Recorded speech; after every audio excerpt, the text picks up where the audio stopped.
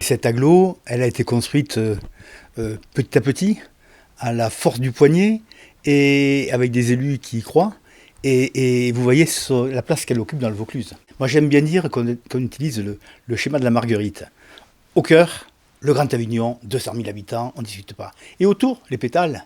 Et autour, les pétales, ce sont des communautés de communes, des communautés d'agglomération. Alors, il y a les Sorgues du Comtat, qui sont un pétale. Autrefois, on était communauté de communes. Maintenant, on a grandi, on est communauté d'agglomération.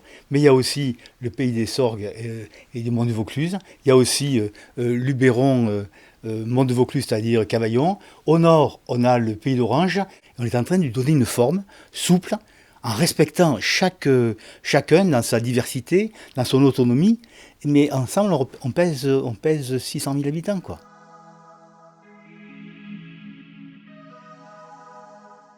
Au départ, on devait être 5.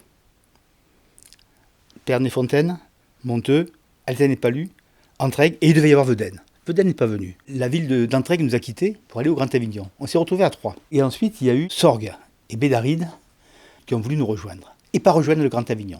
Ils ont voulu nous rejoindre nous. Parce que précisément, ils ne voulaient pas être perdus dans le Grand Avignon, il y a 200 000 habitants, et ils préféraient une structure à taille humaine. Donc ils nous ont rejoints, on se retrouve à 5.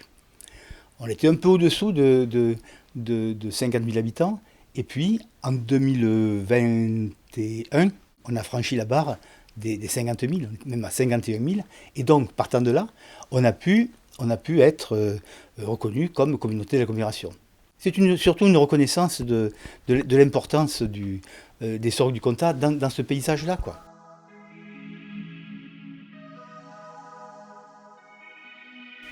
Respect des volontés locales. C'est important que chacun se sente bien ici. Ensuite, une comptabilité analytique qui fait que il n'y en a pas qui vivent au détriment de l'autre, quoi. Il y en a qui sont plus riches que d'autres de communes, mais il n'y en a aucune qui vit au crochet des autres. La solidarité, ça s'organise.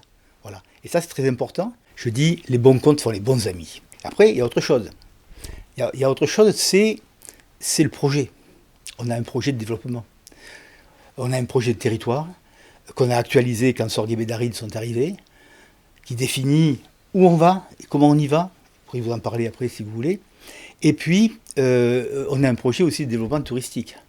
Donc, le projet, pour moi, c'est l'essentiel de l'intercommunalité. Ce qui fait l'intercommunalité, ce n'est pas la frontière, c'est le projet lui-même.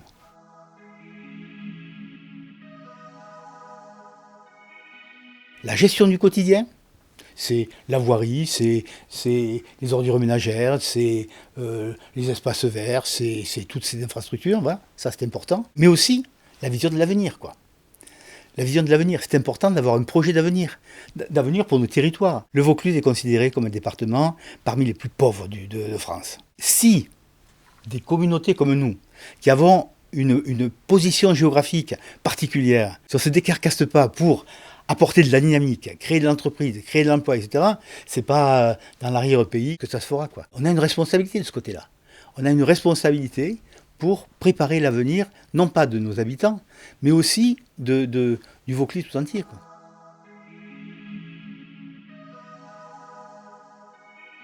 Ça, c'est un directeur d'agence de Pôle emploi qui me l'a expliqué un jour.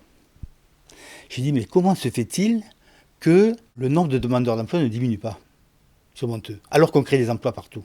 Par exemple, Beaulieu, le lac de Monteux, que vous avez peut-être visité ou que vous visiterez, c'est 600 emplois, quoi.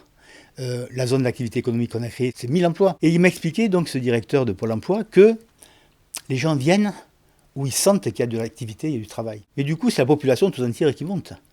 Donc, tout ça, ça contribue à l'attractivité et ça contribue au fait que la ville de Monteux, pour ne parler que d'elle, a pratiquement la plus forte croissance démographique. Le dynamisme économique, à condition qu'il soit maîtrisé, bien sûr, et que le paysage reste agréable, le cadre de vie agréable, c'est un facteur d'attractivité, notamment pour les populations.